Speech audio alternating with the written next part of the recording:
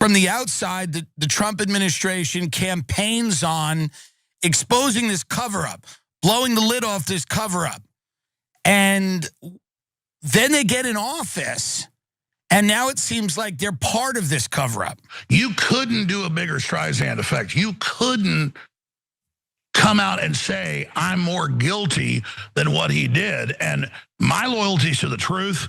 I'm actually autistic about it. You know, I can't, even though I want Trump to succeed and the Democrats are my sworn enemy trying to put me in prison, I'm just like having to report this, that this is beyond insane. Yeah. And it's like Trump blowing his feet off with a 12-gauge shotgun. Alex Jones and comedian Tim Dillon got together for what they called an emergency podcast about the Epstein cover-up, during which they both criticized the Trump administration's sketchy handling of the Epstein files.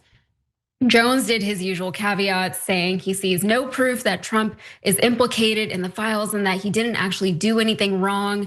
He went on a long tangent about how the Democrats likely added damaging information about Trump to the files when they were in power, which, you know, he would have no way of knowing if that's true or not. But he did go as so far as to call Trump's refusal to release the documents suicide.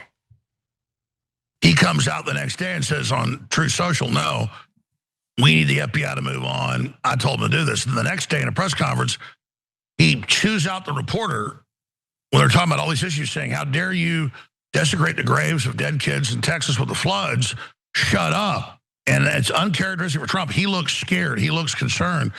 And then all the other Truth Social posts about if you ask questions, you're with the Democrats, and this is all a Democrat made up hoax, and you're just idiots. When all his surrogates had promised they'd bring this out, he talked about bringing it out.